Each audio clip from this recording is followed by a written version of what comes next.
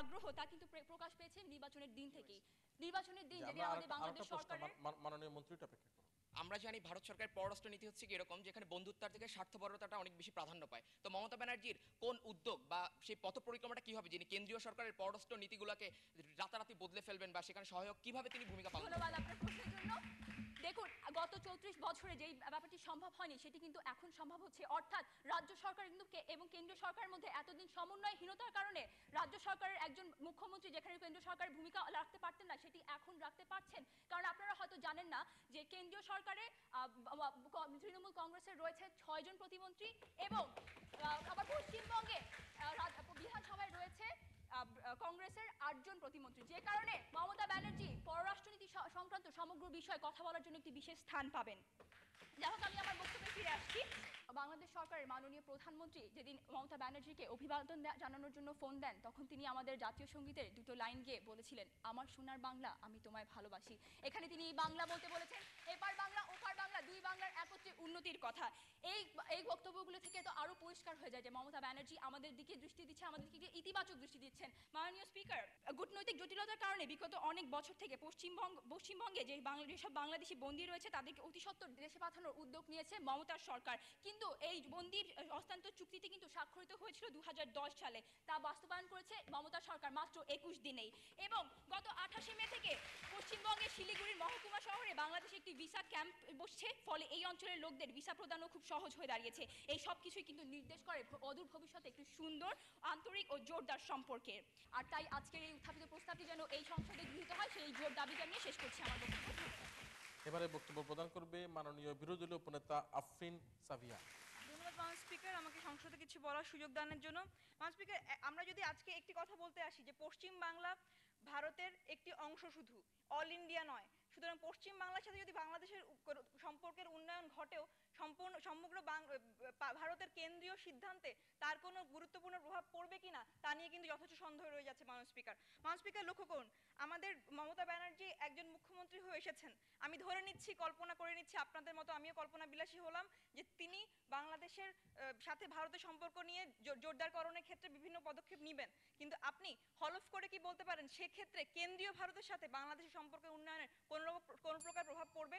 মাননীয় স্পিকার, আরেকটি বিষয় আমি নিয়ে আসি। জ্যোতি বসুর কথা আমার দলের নেতা বলে গিয়েছেন, ঠিক সেভাবেই সাংস্কৃতিক এবং অর্থনৈতিক যে যোগাযোগ বাংলাদেশের সাথে ভারতের রয়েছে, সেক্ষেত্রে বিভিন্ন ধরনের ঘাটতি রয়ে গেছে। মাননীয় স্পিকার, যে ধরনের চুক্তিগুলোর কথা বলছি, জি, এই মমতা ব্যানার্জি যেদিন শপথ গ্রহণ করেছিলেন তার ঠিক পরবর্তীতে যে উনি যে সংবাদ সম্মেলনটি করেন, সেখানে উনি বলেছিলেন যে রবীন্দ্র প্রয়াণ দিবস যাতে বাংলাদেশ ভারত যৌথভাবে করে সেজন্য উনি কেন্দ্রকে জানাবেন। অর্থাৎ আপনি কি তাহলে এটার পরও বলতে যাচ্ছেন যে মমতা ব্যানার্জি বাংলাদেশ ভারতের সম্পর্ককে জোরদার করবে না? আমি আপনার কথা ধরে একটি কথা বলছি। মাননীয় স্পিকার, পূর্বের কথা দেখে আমরা কিন্তু ভবিষ্যতের কথা নির্ধারণ করি। মাননীয় স্পিকার, 27 বছরের পলিটিক্যাল রেকর্ড যদি আমরা দেখি মমতা ব্যানার্জি, তাহলে আমরা দেখতে পাই তিনি মুখ্যমন্ত্রী হওয়ার আগে রেলমন্ত্রী ছিলেন। রেল মন্ত্রণালয়ে থাকা অবস্থায় বাংলাদেশ এবং ভারতের সাথে সম্পর্ক জোরদারের ক্ষেত্রে তিনি কোনো প্রকার পদক্ষেপ নেননি, বরং বারবার তিনি ঔদাসীন্য দেখিয়েছেন। আমি উদাহরণ দেখে যাচ্ছি সুস্পষ্টভাবে। মাননীয় স্পিকার, আমরা যদি দেখি বুদ্ধদেব, যিনি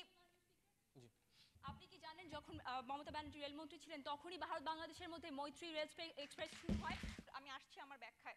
মাননীয় স্পিকার, মমতা ব্যানার্জি ঠিক আসার আগে যে ছিলেন বুদ্ধদেব, তিনি বাংলাদেশ এবং ভারতের মধ্যে বাস ট্রানজিটের সুবিধাটি নিয়ে এসেছিলেন। তিনি ছিলেন সিপিআইএম এর, এবং বুদ্ধদেব তখন ওই মুহূর্তে মমতা ব্যানার্জি রেলমন্ত্রী থাকা অবস্থায় তাকে রেল যোগাযোগ ব্যবস্থা উন্নয়নের জন্য একটি দাখিল দিয়েছিলেন, এবং মমতা ব্যানার্জি সেই ব্যাপারে সম্পূর্ণ উদাসীন ছিলেন। রেল যোগাযোগ ব্যবস্থা উন্নয়নের ক্ষেত্রে এখন পর্যন্ত রেল মন্ত্রণালয় কোনো ধরনের পদক্ষেপ নেননি, ভারতের দিক থেকে আমরা পাইনি। এবং সেখানে মাননীয় স্পিকার, আমরা এখনো দেখতে পাই যেখানে বিআরটিসি সম্পূর্ণ বাস চালু আছে সরাসরি বাংলাদেশ থেকে পশ্চিম বাংলায়, সেখানে পশ্চিম বাংলা থেকে ট্রেন বাংলাদেশে আসতে পারে না, বা বাংলাদেশে কোনো ট্রেন পশ্চিম বাংলায় যেতে পারে না। এই যে রেল যোগাযোগ ক্ষেত্রে এমন একটি ব্যাপার রয়ে গিয়েছে মাননীয় স্পিকার, সেটি শুধুমাত্র রয়ে গিয়েছিল মমতা ব্যানার্জি ঔদাসীন্যের জন্য। এরপর যদি আসি 1996 সালে তিস্তা পানি বন্টন যে চুক্তি হয়েছিল, সেই ক্লজগুলো নিয়ে বিজেপি যখন বারবার লড়ে যাচ্ছিল এবং বিভিন্ন বৈঠক হচ্ছিল, তখন একজন মমতা ব্যানার্জির গরিমাসির জন্য সেই 96 সালে তিস্তা পানিপাত চুক্তি নিয়ে এখন পর্যন্ত আমরা লড়ে যাচ্ছি। মাননীয় স্পিকার, বাংলাদেশ এখন পর্যন্ত পানি পায়নি। মাননীয় স্পিকার, এরপরে আমি যদি আসি মাননীয় স্পিকার, ভারত এবং বাংলাদেশের সম্পর্কে সবচেয়ে বড় মাইল ফলক হচ্ছে গঙ্গা পানি বন্টন চুক্তি। গঙ্গা পানি বন্টন চুক্তি করে গিয়েছে সিপিএম, এবং সিপিএম এর এই ক্ষেত্রে কমিউনিস্ট পার্টিকে কোনো প্রকার সাহায্য করেনি মমতা ব্যানার্জি। মাননীয় স্পিকার, এই যে মমতা ব্যানার্জি প্রথম থেকেই বাংলাদেশ এবং ভারতের বিভিন্ন চুক্তিগুলোতে সম্পূর্ণ উদাসীন ছিলেন, তার এই ঔদাসীন্যকে এটি প্রমাণ করে না যে তিনি বাংলাদেশ এবং ভারতের সম্পর্কের ক্ষেত্রে খুব বেশি জোরদার ভূমিকা পালন করতে পারছেন না? মাননীয় স্পিকার, শেষ কথা আমি একটি কথায় কখনো চিরা ভেজে না মাননীয় স্পিকার। তিনি শুধু বলেই যাচ্ছেন যে আমি বাংলাদেশের কথা বলছি, কিন্তু কোনো ধরনের পদক্ষেপ এখন পর্যন্ত দেখে যেতে পারেনি মাননীয় স্পিকার। সুতরাং আমরা এটি বলে যাচ্ছি, 21 দিনে যখন হয়নি, সকাল দেখলে বিকাল বলা যে আপনাদের অর্থে বলছি, আমার মনে হয় না 21 বছরও সম্ভব। ধন্যবাদ মাননীয় স্পিকার, ধন্যবাদ সবাই।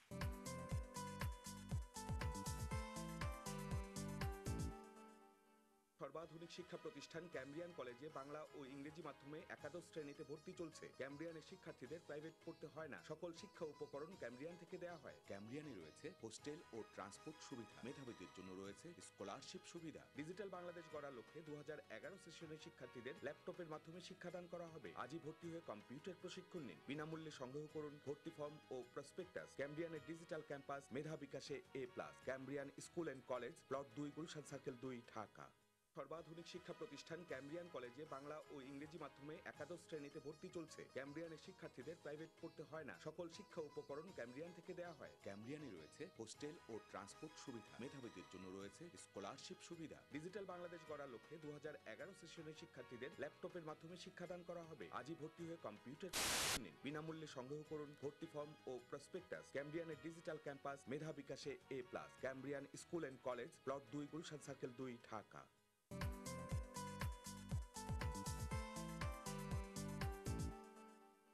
আহ্বান করছি মাননীয় সংসদ সদস্য সরকারি দলের মহিবুল হাবিব তাসফিনকে তার বক্তব্য প্রদান করার জন্য। ধন্যবাদ মাননীয় স্পিকার আমাকে ফ্লোর দেওয়ার জন্য।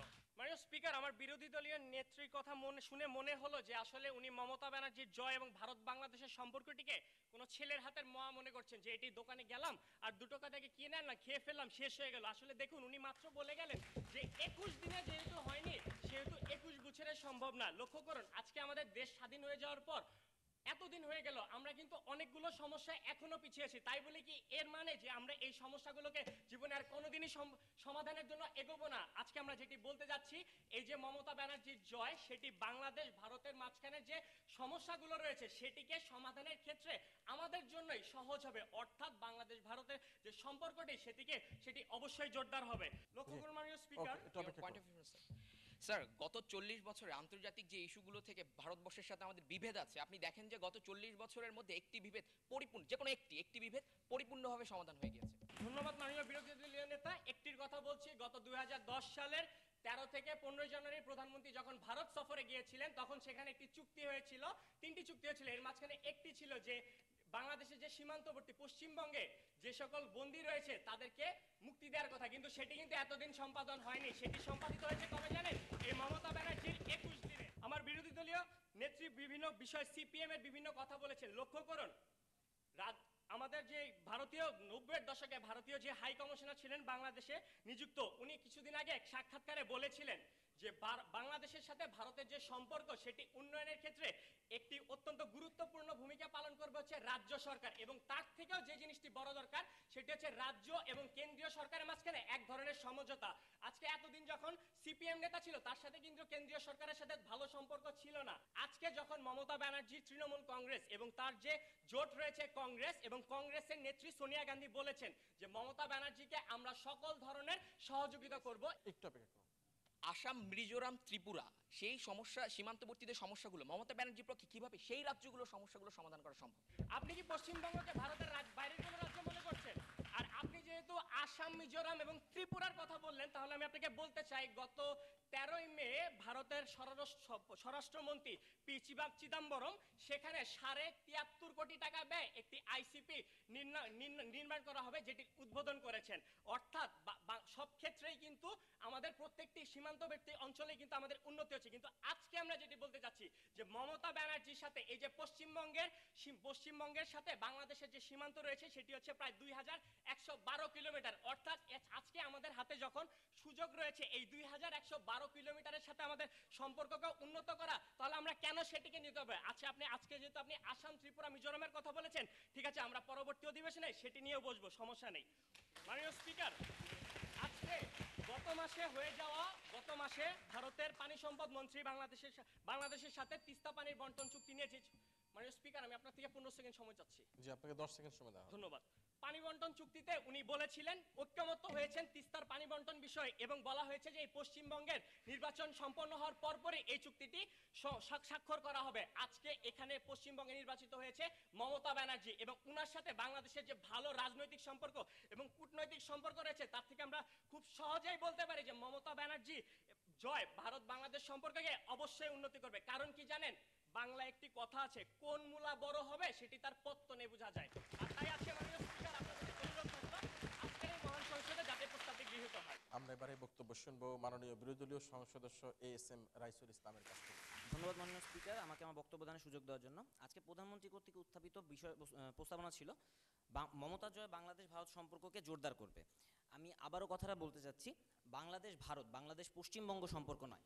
বিরোধী দলীয় তৃতীয় বক্তা যেখানে বারবার বলে গেলেন যে বাংলাদেশ পশ্চিমবঙ্গের সম্পর্ক উন্নয়নের কথা, আমি মেনে নিচ্ছি ভারতের পশ্চিমবঙ্গ রাজ্যের সাথে বাংলাদেশের সম্পর্ক ভালো হবে, কিন্তু তা সর্বোপরি বাংলাদেশ ভারত সম্পর্কের উন্নয়নের প্রতিশ্রুতি দিচ্ছে না। বিরোধী দলের দ্বিতীয় বক্তা বলে গেছেন ভিসা সিদ্ধান্তের জন্য মমতা ব্যানার্জি অনেক সুযোগ সুবিধা দিয়েছেন এবং বাংলাদেশিদেরকে ভারতে যেতে দিচ্ছেন। ভারতে যদি বাংলাদেশি রোগীরা যায়, বাংলাদেশি ব্যবসায়ীরা যায়, তাতে ভারতের অর্থনৈতিক সুবিধা হচ্ছে, বাংলাদেশের কিন্তু কোনো সুবিধা হচ্ছে না। বাংলাদেশে কজন রোগী আসেন চিকিৎসার জন্য তা জানা দরকার। উনি বলেছেন যে বাংলাদেশের অপরাধীদের ফেরত দেওয়ার বিষয়ে একটি চুক্তি পাশ হয়েছে। এক্ষেত্রে চুক্তিটি ছিল দ্বিপাক্ষিক এবং তা বরাবরই আমরা বলে আসছি, আমার প্রথম বক্তাও বলে গিয়েছেন যে ভারত সর্বোপরি নিজেদের স্বার্থ সম্পর্কিত চুক্তিগুলো করেছে, কখনো বাংলাদেশের স্বার্থ দেখা হয়নি। এই চুক্তি তো বাংলাদেশকে যেমন অপরাধী দেওয়া হয়েছে, একই সাথে ভারতও নিজেদের জঙ্গিদের ফেরত নিয়ে গেছে। জি, বাংলাদেশের মানে আপনার ভাষায় অপরাধীদের ফেরত দেওয়া হলো এবং ভারতের জঙ্গিদের নেওয়া হলো। আচ্ছা, এই সম্পর্কটা কি দ্বিপাক্ষিক হলো না একপাক্ষিক হলো? ধন্যবাদ স্পিকার। ভারত কখনোই বাংলাদেশকে কোনো সুবিধা দেয়নি। বাংলাদেশের থেকে যদি সমান পরিমাণ নিয়ে যায় তো পরবর্তীতে দিয়েও গেছে, কিন্তু ভিসার প্রসেসিংয়ের সময় বাংলাদেশ থেকে কিন্তু অতিরিক্ত কাউকে নেওয়া হয়নি। এবং আমি আপনার প্রসঙ্গে পরবর্তীতে আসতেছি।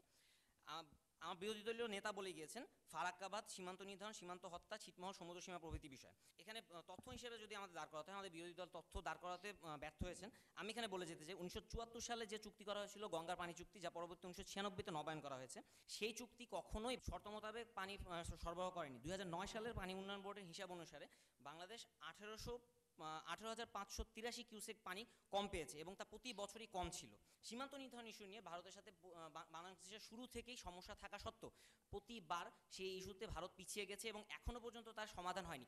40 বছরে যে সমাধান হয়নি, আপনি কি আশা করছেন সামনে 40 বছরে শুধুমাত্র একজন লোকসভার এমপি এবং 6 জন প্রতিমন্ত্রী সেই সমস্যার সমাধান করে ফেলবেন? ছিটমহল প্রসঙ্গে 51টি ছিটমহল বাংলাদেশের দাবি থাকা সত্ত্বেও ভারত 40 বছরের ইতিহাসে কখনো তা পরিবর্তন করেনি এবং ভারতের পররাষ্ট্রনীতি সবসময় বাংলাদেশের অনুরোধকে অগ্রাহ্য করে গেছে এবং তাদের দাবি দেওয়াকে প্রথম হিসেবে দাঁড় করানোর চেষ্টা করেছে।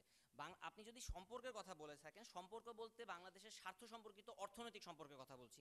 অর্থনৈতিক সম্পর্ক যদি কখনো আমরা সুবিধাপ্রাপ্ত না হই, তাহলে কিভাবে আমাদের তাদের সাথে সুসম্পর্ক থাকবে? বোধগম্য নয়। সীমান্তে হত্যা বিষয়ে দেখা গেছে বিগত 10 বছরে বাংলাদেশের 1000 বাংলাদেশি সীমান্তে নিরস্ত্র অবস্থায় নিহত হয়েছেন। একজন ফেলানির জীবনের বিনিময়ে মমতা ব্যানার্জি আমাকে কি প্রতিশ্রুতি দিয়েছেন আমি জানি না এখনো। এছাড়াও পুশিন ইস্যু, এশিয়ান হাইওয়ে, সাফটানিও এবং বাণিজ্য ঘাটতি নিয়ে ভারতের সাথে বাংলাদেশের প্রচুর সমস্যা রয়েছে। বাংলাদেশের 2010 সালের হিসাব অনুসারে বাংলাদেশের সাথে ভারতের বাণিজ্য ঘাটতি ছিল $2.8 বিলিয়ন, যা শুধুমাত্র চায়নার থেকে কম এবং বাংলাদেশের জন্য দ্বিতীয় বাণিজ্য ঘাটতি।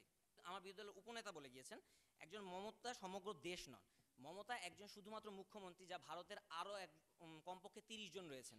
এই একজন মমতা কিভাবে একটি দেশের পররাষ্ট্র নীতিকে এবং বাংলাদেশ ভারতের সম্পূর্ণ দ্বিপাক্ষিক সম্পর্ককে পরিবর্তন করবে তা বোধগম্য নয়। আমার তো মনে হয় না মাহাথির মোহাম্মদকে ওখানে বসালেও কিছু হবে। ভারতীয় নাগরিক, পশ্চিমবঙ্গের ভোটের বিজয়ী মুখ্যমন্ত্রী মমতা, যার বাংলাদেশের সাথে বাস্তবিক কোনো সম্পর্ক নেই, কোনো রকম অনুরাগ নেই, তিনি কেন বাংলাদেশের স্বার্থ সম্পর্কিত চুক্তি করবেন বা বাংলাদেশের স্বার্থকে লক্ষ্য রেখে কোনো চুক্তি করবেন তা আমরা আশা দেখছি না। মমতার পূর্ববর্তী রাজনীতিতে বাংলাদেশ সম্পর্কে কোনো সহমর্মিতা আমরা কখনো দেখিনি এবং এর ভিত্তিতেই বলতে পারছি, আগের টাইম ফ্রেমের ভিত্তিতে বলছি যে ভবিষ্যতে আমরা এমন কোনো আশা পাচ্ছি না।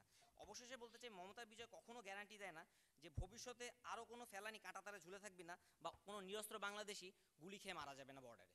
ধন্যবাদ মাননীয় স্পিকার, ধন্যবাদ। ধন্যবাদ বিরোধী দলীয় সদস্যকে তার বক্তব্যের জন্য। আমরা আমাদের প্রথম পর্বে 6 জন বক্তার বক্তব্য শুনেছি। মমতার জয়ে বাংলাদেশ ভারত সম্পর্ক নিয়ে প্রস্তাবিত বিষয়ের উপর আমরা আলোচনা শুনেছি। আমরা দেখেছি যে আমাদের সাথে দুজন রাজনৈতিক নেতা উপস্থিত রয়েছেন, বিএনপি এবং আওয়ামী লীগের, উভয় কিন্তু এই বিষয়ে খুব ওয়াকিবহাল রয়েছেন। আমরা সম্পর্ক জোরদার হোক, দেশের উন্নয়ন হোক, দেশের উন্নতির ধারা আরো অব্যাহত থাকুক, এটা আমরা প্রত্যাশা করি। তবে আসলে কি সেটা সম্ভব কিনা সে বিষয়ে কিন্তু দুদল দুরকম মত পোষণ করছে। আমরা দেখি আবারও সরকারি দল থেকে এবং বিরোধী দল থেকে তারা যুক্তি খণ্ডন পর্বে কি আমাদের কাছে উপস্থাপন করেন, এবং সে কারণে আহ্বান করছি মাননীয় বিরোধী দলের নেতাকে যুক্তি খণ্ডন পর্বে সর্বপ্রথমেই তার বক্তব্য প্রদান করার জন্য। ধন্যবাদ মাননীয় স্পিকার, আমাকে সংসদে আরেকবার ফ্লোর দেওয়ার জন্য। মাননীয় স্পিকার, প্রথমেই যুক্তিখণ্ডন পরবর্তীতে যেতে গিয়ে প্রথম যে প্রশ্নটি সেটি হচ্ছে আজকের প্রস্তাবটি মাননীয় প্রধানমন্ত্রী যে উপস্থাপন করেছেন সেক্ষেত্রে তিনি বলে গিয়েছেন তিনি একটি ফর্মুলা প্রদান করেছেন জোরদার করবে। তো আমরা বারবার আমাদের এই পক্ষ থেকে আশা করেছিলাম তিনি হয়তো বা বলবেন বা একটি প্যারামিটার দিয়ে যাবেন বা একটি ওয়ে দেখিয়ে দিয়ে যাবেন যে আমরা এভাবে এভাবে মমতা ব্যানার্জি আগাবেন এবং তিনি এভাবে এভাবে আমাদের মধ্যে সম্পর্কের উন্নতি সাধন করবেন। তিনি সেটি তিনি সম্পন্ন করতে যথেষ্ট পরিমাণ ব্যর্থ হয়েছেন। তিনি চাটুকারিতার সাথে যে কাজটি করেছেন সেটি হচ্ছে পশ্চিমবঙ্গের সাথে বাংলাদেশের সম্পর্ক সংশ্লিষ্ট কিছু বিষয় নিয়ে আলোচনা করেছেন, বন্দি বিনিময় চুক্তির কথা আলোচনা করেছেন। চুক্তির কথা যদি বলাই হয়ে থাকে, শরণার্থী শিবিরের কথা আলোচনা হয়ে থাকবে, তাহলে আমার কথা হচ্ছে যে ফারাক্কাবাদের চুক্তি এখানে আজকের প্রস্তাবে কেন আসলো না? গঙ্গা বা তিস্তার পানি বন্টন চুক্তির ক্ষেত্রে যে সমস্যাগুলো সেটি আজকে কেন আসলো না? ছিটমহল সংক্রান্ত যে সমস্যা সেটি কেন আসলো না? আজকে যে সীমান্তে মানুষ হত্যা হচ্ছে, ফেলানির মতো মানুষকে হত্যা করে কাঁটাতারে ঝুলিয়ে রাখা হচ্ছে, সেটি কেন আসলো না? আমাদের কথা হচ্ছে যে আন্তর্জাতিক যে ইস্যুগুলোতে সেই ইস্যুগুলোতে আসলে মমতা বন্দ্যোপাধ্যায় কিভাবে তার প্রভাব ফেলতে পারেন সেই ইস্যুগুলো আজকে এখানে কেন আসলো না? আসেনি এই কারণে, কারণ সেটি কখনোই সম্ভব নয়, এটি একটি কল্পনা প্রসূত বিষয়। শুধুমাত্র ইন্দো বাংলা সম্পর্কের সাথে একটি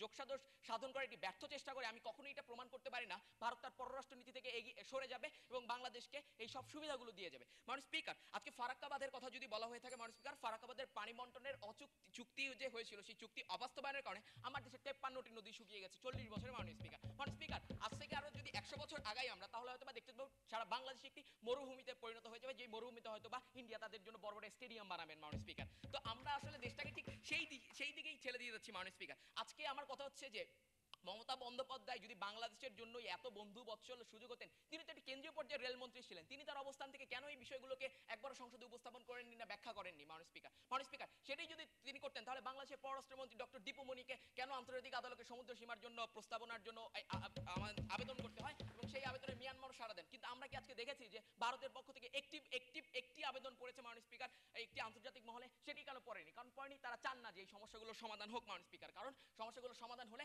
আন্তর্জাতিকভাবে বাণিজ্যিকভাবে যেহেতু বাংলাদেশ সাথে চির প্রতিদ্বন্দ্বী, তারা বাংলাদেশকে কখনোই উঠতে দিবেন না। উঠতে দেওয়ার মনোমানসিকতা যদি থাকতো তাহলে 40 বছর এই সমস্যাগুলো সমাধানের জন্য নয়, 40 দিনই সম্ভব। মাননীয় স্পিকার, তাই আজকে মাননীয় স্পিকার আপনার কাছে আকুল আবেদন, আজকে এই সংসদের প্রস্তাবটি পাশ করা না হয়, কারণ আজকে যদি সংসদের প্রস্তাবটি পাশ করা হয় কালকে এটি পত্রিকার শিরোনাম হবে, এবং কাল যদি এটি পত্রিকার শিরোনাম হয় তাহলে দেশ একটি ভুল ধারণার দিকে এগিয়ে যাবে। মাননীয় স্পিকার, ধন্যবাদ। মাননীয় স্পিকার, ধন্যবাদ সবাইকে। ধন্যবাদ মাননীয় বিরোধী দলের নেতাকে।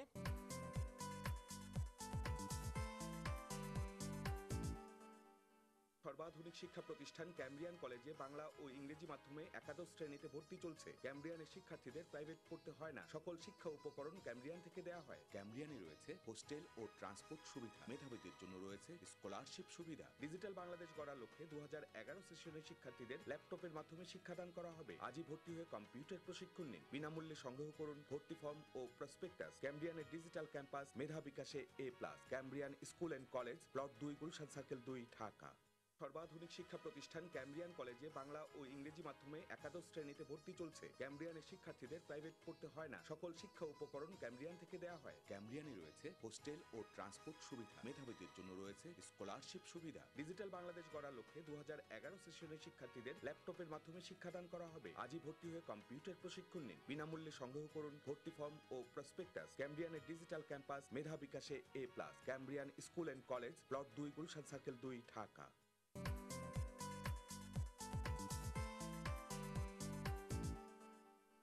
আমরা সবশেষে বক্তব্য শুনবো মাননীয় প্রধানমন্ত্রী তথা সংসদ নেতার কাছ থেকে। ধন্যবাদ মাননীয় স্পিকার আমাকে পুনরায় ফ্লোর প্রদানের জন্য। মাননীয় স্পিকার, সন্ধ্যারয় যখন মমতা ব্যানার্জি ক্ষমতা পেলেন তখন একটি কথা বলেছিলেন, মমতা যেন এক নতুন সূর্য, এক নতুন সকাল। হ্যাঁ, আজকে আমরা তাই বলছি, মমতা ব্যানার্জি আমাদের এই দু দেশের সম্পর্কে এক নতুন সূর্য এবং এক নতুন সকাল হয়ে দেখা দিবেন, এক আশার সঞ্চার করবেন। মাননীয় স্পিকার, আজকে যখন আমি এই কথাগুলো শুনছিলাম আমার বিরোধী দলের কাছ থেকে, তখন আমার মনে হচ্ছিল তারা অনেক বেশি হতাশায় ভুগছেন। আসলে তারা আসলে কোনো ধরনের সমস্যারই কোনো সমাধান দেখতে পাচ্ছেন না। তারা বারবার ছিটমহল সমস্যার কথা বলেছেন, কিন্তু তারা একবারও এই কথাটি মনে করার চেষ্টা করেননি যে ছিটমহল সমস্যা দূর করার জন্য গত মাসে ভারত এবং বাংলাদেশের একটি যৌথ কমিটি গঠন করা হয়েছে এবং যেই যৌথ কমিটি এই ছিটমহল সমস্যা দূরীকরণের জন্য কাজ করে যাবে। মাননীয় স্পিকার, মাননীয় স্পিকার, আজকে আমার বিরোধী দলীয় নেতা তার বক্তব্যের প্রথমেই বলেছিলেন আমরা কি জ্যোতিষী নাকি যে আমরা বুঝে গেলাম যে মমতা আসার সাথে সাথেই যে আমাদের দেশের দু দেশের মধ্যে সম্পর্ক অনেক ভালো হয়ে যাবে। আমার প্রশ্ন হচ্ছে উনারা কত ভালো জ্যোতিষী যে উনারা বুঝতে পেরেছেন যে আমাদের ভবিষ্যৎবাণী ভুল হবে। আসলে আসলে অসাধারণ অসাধারণ। এরপর তিনি বলে গিয়েছেন চ্যানেলের কথাগুলো বলে গিয়েছেন। তাহলে আমি আপনাকে একটা কথা বলি মাননীয় বিরোধী দলীয় নেতা, মমতা প্রথম দিন যখন আসলেন যখন ক্ষমতায় আসলেন তখনই তিনি বলেছেন রবীন্দ্রসঙ্গীতের সাথে বাজবে নজরুল সঙ্গীত। ভারতে কিন্তু নজরুল সঙ্গীতের প্রচলন সেরকম নয়, কিন্তু তারপরে কিন্তু তার কিন্তু বলার দরকার ছিল না। তারপরে তিনি বলেছিলেন, কেন বলেছিলেন মাননীয় বিরোধী দলীয় নেতা? বাংলাদেশের সাথে এপার বাংলাকে খুশি করার জন্য। কেন বলেছিলেন? কেন তিনি বলেছিলেন যে দুই বাংলা একসাথে রবীন্দ্র জয়ন্তী উদযাপন করবে? কারণ দুই বাংলা একসাথে হোক, একসাথে হয়ে তারা উদযাপন করুক একটি উৎসবকে। তাই সুসম্পর্ক এই তো একটি আলোর দিক। মাননীয় স্পিকার, আমার বিরোধী দলের উপনেতা বলে গিয়েছেন যে মমতা ব্যানার্জি কিভাবে একটি প্রদেশের মুখ্যমন্ত্রী হয়ে কিভাবে তিনি একটি দু দেশের একটি কেন্দ্রীয় সরকারের মধ্যে কিভাবে সম্পর্ক উন্নয়ন করবেন বা দুই দেশের মধ্যে কিভাবে সম্পর্ক ভালো করবেন। আমার উত্তর হচ্ছে মমতা তার নিজের প্রয়োজনেই আজকে বাংলাদেশের সাথে সম্পর্ক ভালো করবে। কেন সে সম্পর্কটা ভালো করবে? কারণ আজ যে পশ্চিমবঙ্গ যে রাজস্ব আয় করছে তার বেশিরভাগ কোথা থেকে আসছে? এপার বাংলা থেকে। তাই এপার বাংলাকে যদি খুশি করতে হয় তাহলে এপার বাংলাকে কিছু দিতে হবে। এবং সেই জন্যই আজকে মমতা ব্যানার্জি মমতার প্রয়োজনেই আজকে একটি প্রদেশের মুখ্যমন্ত্রী হয়েও দু দেশের সম্পর্কের মধ্যে সম্পর্ক উন্নয়নে প্রভাব রাখতে পারবে। কারণ অর্থনৈতিক ক্ষেত্রে ট্রানজিটের সুবিধার দিক থেকে বছরে $50 মিলিয়ন লাভ করছে হচ্ছে ভারত, এবং সেখান থেকে অধিকাংশই আসছে বাংলাদেশের থেকে। দেখুন মাননীয় স্পিকার, আমার দলের সাংসদ এসে বলে গিয়েছেন যে কোনো ধরনের সুবিধা ভারতের কাছ থেকে আমরা পারিনি কেন, এবং কখনোই সবসময় একতরফা সুবিধা পেয়ে গেছে ভারত, বাংলাদেশ কোনো সুবিধা পায়নি। দেখুন আমি আগেও একবার বলে গিয়েছি আমার বক্তব্যে যে মমতা কখনোই বেমানুম সব সমস্যা সমাধান করে দিবে না। তিনি একটি প্রভাবক হিসেবে কাজ করবেন এবং এই যে অমীমাংসিত সমস্যাগুলো রয়েছে সেই অমীমাংসিত সমস্যাগুলোর জন্য তিনি একটি সহজ পথ বাতলে দিবেন এবং সমস্যাগুলোকে আরেকটু সহজ করে তুলবেন। দেখুন আজকে আমার দলের বিরোধী দলীয় নেতা প্যারামিটারের কথা বলে গিয়েছেন। আপনি বলে গিয়েছেন যে আমরা দেখে যাব কিভাবে ভারত এবং বাংলাদেশের সম্পর্ক ভালো হবে। আপনার যদি আমি জানি আপনি ভুলে গিয়েছেন কেন যে আমার দলের মাননীয় মন্ত্রী এসে কিন্তু বলে গিয়েছে কেন্দ্রীয় সরকার এবং যে প্রাদেশিক সরকারের মধ্যে যে সমন্বয়হীনতার কথা, এই সমন্বয়হীনতা দূরকরণের মাধ্যমে দু দেশের মধ্যে সম্পর্কের উন্নয়ন ঘটবে। দেখুন বিডিআর এবং বিএসএফ এর একটি মাননীয় সংসদ নেতা আপনার সময় শেষ হয়েছে। মাননীয় 10 সেকেন্ড 5 সেকেন্ড শেষ। সমন্বয়হীনতার কথা বলে গেছেন এবং অনেক উদাহরণ দেখে গিয়েছেন। আমার দলের সবাই এসে বিভিন্ন ধরনের রাজনৈতিক সামাজিক বিভিন্ন ক্ষেত্র থেকে সবকিছু দেখে গিয়েছেন। তাই আমি আবারও বলছি মাননীয় স্পিকার, আমরা প্রমাণ করে গিয়েছি যে মমতার জয় ভারত বাংলাদেশ সম্পর্ককে জোরদার করবে। এবং আমি যে বিরোধী দলকে যে ক্ষেত্র থেকে প্রমাণ করতে বলেছিলাম তারা সেই ক্ষেত্র থেকে প্রমাণ করতে ব্যর্থ হয়েছে। তাই মাননীয় স্পিকার আপনার কাছে বিনীত অনুরোধ আজকের এই প্রস্তাবটি যেন এই সংসদে গৃহীত হয়। ধন্যবাদ মাননীয় স্পিকার, ধন্যবাদ সবাইকে। ধন্যবাদ মাননীয় সংসদ নেতা তথা প্রধানমন্ত্রীকে তার বক্তব্যের জন্য। মমতার জয়ে বাংলাদেশের ভারতের সম্পর্ক নিয়ে জোরালো বক্তব্য দিয়ে গেল দুদল। Bangladesh university of professionals Dhaka তারা সরকারি দল হিসেবে, আমেরিকান ইন্টারন্যাশনাল ইউনিভার্সিটি বিরোধী দল হিসেবে তাদের বক্তব্য প্রদান করলো। আসলে বাংলাদেশ ভারত সম্পর্ক নিয়ে কিন্তু অনেক কথা রয়েছে, যে সম্পর্কের ক্ষেত্রে অনেক সময় অনেকে বলে বাংলাদেশ ভারতের চিরশত্রু, অনেকে বলে না বাংলাদেশ ভারতের চিরবন্ধু।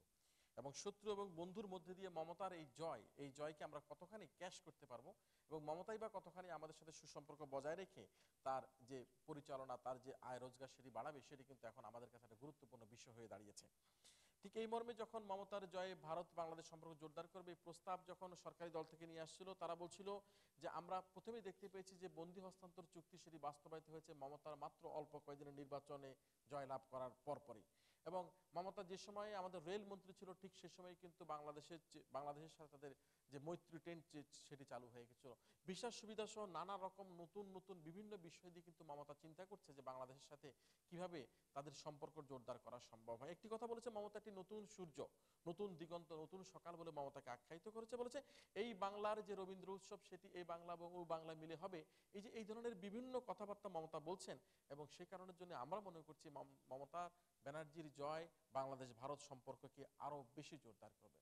অন্যদিকে বিরোধী দল থেকে এসে বলছে যে তারা ফারাক্কা চুক্তি, গঙ্গা চুক্তি ইত্যাদি বিভিন্ন ক্ষেত্রে আমরা দেখেছি মমতার বিরোধিতা করতে দেখেছি। আমরা দেখেছি যে তিস্তা পানি চুক্তি না হওয়ার কারণের জন্য যে মমতার যে সুস্পষ্ট যে অনীহা, সেই বিষয়গুলো কিন্তু আমাদের কাছে ফুটে উঠেছে। 40 বছরে যেখানে আমরা সমাধান করতে পারিনি, মমতা একটি অঙ্গরাজ্যের একটি অংশের নির্বাচিত প্রতিনিধি হয়ে তিনি কিভাবে বাংলাদেশ ভারতের চুক্তি সেখানে সমাধান করবেন, ফেলানির মতো কতগুলি লাশ আর তারা কাঁটাতারে ঝুলতে দেখবেন, সে বিষয়ে তারা প্রশ্ন করেছেন। বলেছেন 53টা নদীর পানি শুকিয়ে যাচ্ছে, সুতরাং আমাদের সম্পর্ক জোরদার হবে কিভাবে? কোনোভাবেই মমতা ব্যানার্জির জয় বাংলাদেশ সম্পর্ককে ততটা জোরদার করতে পারবে না। তবে দেখা যাক, আজকে আমাদের সাথে দুজন রাজনৈতিক ব্যক্তিত্ব উপস্থিত হয়েছেন, তারা তাদের মতামত কিভাবে দেন। আমাদের সাথে রয়েছেন বিএনপি নেতা ব্রিগেডিয়ার জেনারেল অবসরপ্রাপ্ত হান্নান শাহ, তিনি বিএনপি স্থায়ী কমিটির সদস্য। আমরা তাকে আহ্বান করছি আমাদের আজকের এই প্রতিযোগিতায় খুদে বক্তাদের, তরুণ বক্তাদের বক্তব্যের আলোকে তার বক্তব্য প্রদান করার জন্য। ধন্যবাদ আপনাকে। অত্যন্ত মনোযোগ দিয়ে আমি আপনাদের ক্যামব্রিয়ান ইউনিভার্সিটি ক্যাম্পাস পার্লামেন্টের সরকারি দল এবং বিরোধী দলের বক্তব্য শুনলাম। আমার কাছে যেটা সবচেয়ে ভালো লেগেছে যে উভয় দল আপ্রাণ চেষ্টা করেছেন তাদের নিজস্ব দৃষ্টিভঙ্গি থেকে তাদের উপর আজকে অর্পিত দায়িত্ব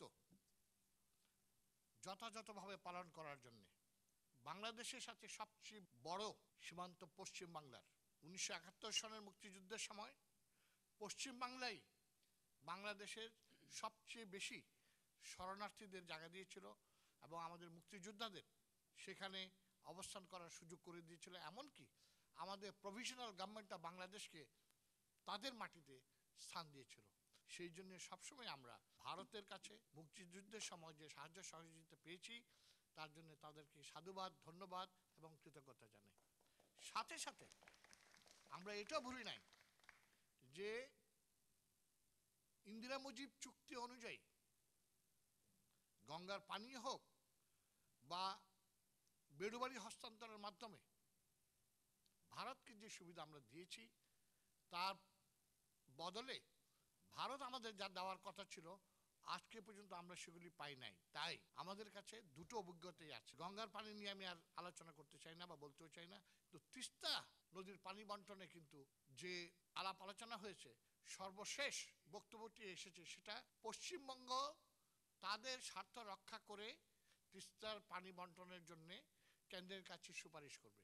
দেখার বিষয় হলো যে নূতন সরকার যারা এসেছেন তারা কি বাংলাদেশের সাথে বন্ধুত্বের উপর গুরুত্ব দেবেন, না তারা নিজেদের স্বার্থ বেশি দেখবেন? আমরা যারা বাংলাদেশের আছি আমরা আমাদের দেশের স্বার্থেই, আমাদের জনগণের স্বার্থেই আশা করব যে আমাদের সীমান্তের পশ্চিমবঙ্গের যে সরকার এসেছে তারা আমাদের সাথে সুসম্পর্ক রাখবে। বিশেষ করে যিনি ওই রাজ্যের কর্ণধার অর্থাৎ প্রধানমন্ত্রী, উনি আমাদের সাথে সুসম্পর্ক রাখবেন। মমতা ব্যানার্জি যদি সুসম্পর্ক আরও দৃঢ় করতে পারেন আমরা সকল বাংলাদেশি নিশ্চয়ই তাকে সাধুবাদ জানাবো। আজকের আলোচকদের আলোচনা অত্যন্ত সুন্দর হয়েছে। ধন্যবাদ আপনাকে। ধন্যবাদ ব্রিগেডিয়ার জেনারেল অবসরপ্রাপ্ত ASM হান্নান শাহকে তার বক্তব্যের জন্য। আমাদের সাথে বর্ষিয়ান রাজনৈতিক ব্যক্তিত্ব, প্রবীণ নেতা, আওয়ামী লীগ নেতা জনাব তোফায়েল আহমেদ MP আছেন। আমরা এবারে শুনবো তার বক্তব্য। আজকের এই মক পার্লামেন্টের মাননীয় স্পিকার, আমি খুবই মুগ্ধ হয়েছি। আমার কাছে ভালো লেগেছে হান্নান শাহ অবসরপ্রাপ্ত ব্রিগেডিয়ার জেনারেল, তিনি চমৎকার বলেছেন যে আমাদের 1 কোটি গৃহরা মানুষকে ভারত আশ্রয় দিয়েছে। আমাদেরকে অধিকাংশই পশ্চিমবাংলা ছিল, ত্রিপুরাও ছিল, মেঘালয় ছিল, তারপর আসামেও ছিল, বাট অধিকাংশ ছিল ত্রিপুরা, মেঘালয়, পশ্চিমবাংলায় বেশি। আমাদের উদ্বাস্তু শিবির, মুক্তিযুদ্ধ ক্যাম্প, আমি নিজে যে যুদ্ধ পরিচালনা করেছি মুজিব বাহিনীর একজন অন্যতম প্রধান হিসেবে, আমরা তো পশ্চিমবাংলার সেই ব্যারাকপুরে আমার কেন্দ্র ছিল। আবার আমাদের মুজিবনগর সরকার, সেখানে আমরা থেকেছি 8 নম্বর থিয়েটার রোডে। অর্থাৎ ভারত আমাদেরকে যদি সাহায্য না করতো তাহলে 9 মাসের মুক্তিযুদ্ধে আমরা বিজয়ী হতাম না। আমাদের বিজয়ী আমরা হতামই, এতে কোনো সন্দেহ নাই, কিন্তু আমাদের আরো দীর্ঘদিন লাগতো, আরো অনেক লক্ষ লক্ষ লোকের জীবন দিতে হতো। সুতরাং ভারত আমাদের বিশ্বস্ত সৎ প্রতিবেশী দেশ। এই দেশটির সাথে আমাদের সুসম্পর্ক রাখতে হবে। অনেক সময় রাজনৈতিক কারণে আমাদের মধ্যে ভুল বুঝাবুঝি হয়, এবং আমি মনে করি যে এখন পশ্চিমবাংলায় মমতা ব্যানার্জির সরকার, কেন্দ্রে কংগ্রেস, বা এখানে আমাদের বাংলাদেশে যেই সরকারই আমরা থাকি না কেন, এই মুহূর্তে একটি দল রাজনীতি ক্ষমতায়, আমি মনে করি যে সবার মিলিত প্রচেষ্টায় আমরা অতীতের ভুল বুঝাবুঝিকে জলাঞ্জলি দিয়ে আমরা নতুন দিগন্তের উন্মোচন করতে পারবো এবং ভারত বাংলাদেশের সুসম্পর্ক আরও গভীর হবে, জোরদার হবে এবং সে ব্যাপারে মমতা ব্যানার্জিরও যেটুকু ক্ষমতা আছে তিনি তার সদ্ব্যবহার করবেন বলেই আমরা বিশ্বাস করি। আপনারা সুন্দর আলোচনা করেছেন, আমার খুব ভালো লেগেছে। সব কথার শেষ কথা, এই যে আজকে এখানে প্রধানমন্ত্রী যখন কথা বললেন, বিরোধী দলের নেতা দাঁড়িয়ে তাকে প্রশ্ন করলেন, বিরোধী দলের উপনেতা যখন কথা বললেন একজন সদস্য তাকে প্রশ্ন করলেন। এই নিয়মটা যদি আমরা বাংলাদেশ জাতীয় সংসদে কার্যকর করতে পারি, আমরা যদি পারতাম, আমি পারতাম দিয়ে বলছি, আমরা যদি পারি, এখন আমাদের সংসদ কার্যকর হবে, আমাদের রাজপথে যেতে হবে না, সকল কর্মকাণ্ডের কেন্দ্রবিন্দু হিসাবে জাতীয় সংসদকে আমরা কার্যকর করতে পারি। এই শিক্ষাটা এই মক পার্লামেন্ট থেকে আমরা নিতে পারি এবং আমার খুব ভালো লেগেছে। আমরা দুজনেই প্রাণ ভরে তোমাদের কথা শুনেছি, আমরা মুগ্ধ হয়েছি। কি সুন্দর করে স্পিকার তিনি সংসদ পরিচালনা করলেন। আমাদের এখানে প্রধানমন্ত্রী প্রশ্ন উত্তর দেয়, কিন্তু যদি বিরোধী দল নেতৃত্ব তাকে প্রশ্ন করত, দেশবাসী যে কত আনন্দিত হতো, খুশি হতো, কিন্তু আমাদের সেটা অভাব আছে। তবে আমরা মনে করি যে একদিন না একদিন আমরা ইনশাল্লাহ সেই পদ্ধতি আমরা এই দেশে প্রবর্তন করতে পারবো। আমি যারা আলোচক তাদের সকলকে আমি আমার প্রীতি, আমার শুভেচ্ছা, স্নেহ, আদর দিয়ে তাদের সর্বাঙ্গীন মঙ্গল কামনা করে আমার এই সামান্য বক্তব্য আমি এখানে শেষ করছি। আবার দেখা হবে ইনশাল্লাহ। জয় বাংলা, জয় বাংলা। ধন্যবাদ জনাব তোফায়েল আহমেদকে, একজন প্রজ্ঞাবান ব্যক্তি। তিনি অনুরোধ করেছেন রাজপথে আর আন্দোলন দেখতে চাই না, এবং সেই সাথে নিশ্চয়ই হান্নান শাহ এখানে আছেন, সে ধরনের প্রত্যাশা তারাও করেন না, কিন্তু সে ধরনের পরিবেশ তৈরি করা এখন জরুরি হয়ে পড়েছে। আমরা আশা করব যে তারা দুজন বেশিরভাগ বিষয়ে কিন্তু একমত পোষণ করেছে, এবং তারা দুজন কিন্তু একটা সুন্দর সমন্বয়ের কথা কিন্তু এখানে বলেছে। তারা ভারত যে আমাদেরকে সহযোগিতা করেছে এবং সেই আমাদের স্বাধীনতার যুদ্ধের সময়কার সেই কথাই কিন্তু তারা কোনোভাবে দ্বিমত পোষণ করেনি। তাদের মধ্যে হয়তোবা মনের মিল থাকলেও রাজনৈতিক ক্ষেত্রে যে সামান্য যে অমিল রয়েছে, সেই অমিল গুছে যাক, সেটা আমরা প্রত্যাশা করি। ক্যাম্পাস পার্লামেন্ট বিতর্ক প্রতিযোগিতার মধ্য দিয়ে আমাদের সকলের একটা জাতীয় ঐক্যমতের ভিত্তিতে আমরা আমাদের দেশের সকল রকম সমস্যা সমাধান করে ডান এবং বাম হাত উভয়কে গুরুত্ব দিয়ে দেশের জন্য, মানুষের জন্য আমরা একসাথে কাজ করে যাব। ধন্যবাদ আপনাদের দুজনকে আমাদের আসরে এসে আমাদের আয়োজনকে সমৃদ্ধ করার জন্য। আমাদের ফলাফলের সময় এসছে।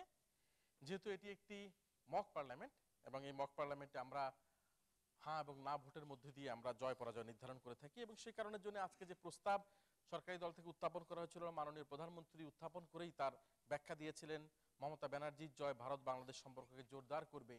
এই প্রস্তাবের পক্ষে যারা আছেন তারা হ্যাঁ বলুন। যারা প্রস্তাবের পক্ষে আছে হ্যাঁ বলুন। যারা প্রস্তাবের পক্ষে আছে হ্যাঁ বলুন। যারা আজকের এই প্রস্তাবের বিপক্ষে আছে তারা না বলুন। তারা না বলুন। তারা না বলুন। আমরা দেখতে পাচ্ছি সম্মানিত বিচারক মণ্ডলীর যে তিনজন বিচারক আমাদের সাথে আছেন, তাদের যে রায় এবং আজকের যে প্রতিযোগিতা, যে সম্মানিত দুজন ব্যক্তি এখানে উপস্থিত ছিলেন, মমতার জয় প্রতিযোগিতা, এই মক পার্লামেন্টে এই ছায়া সংসদে আজকের এই আসরে হাঁ যুক্ত হয়েছে।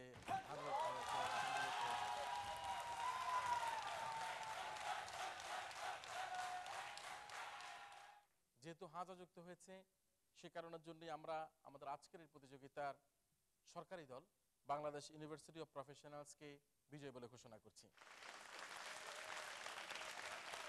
সুপ্রিয় দর্শক মণ্ডলী, আপনারা যারা এতক্ষণ স্টুডিওতে, টেলিভিশনের পর্দায়, দেশে অথবা বিদেশে আমাদের ক্যামব্রিয়ান ইউনিভার্সিটি ক্যাম্পাস পার্লামেন্টের এই মক সেশন দেখলেন, আপনাদের সবাইকে আমাদের আগামী আয়োজন, আগামী প্রতিযোগিতা, আগামী ছায়া সংসদ দেখার আমন্ত্রণের মধ্যে দিয়ে আজকের মতো সংসদ এখানেই শেষ করছি। শান্তি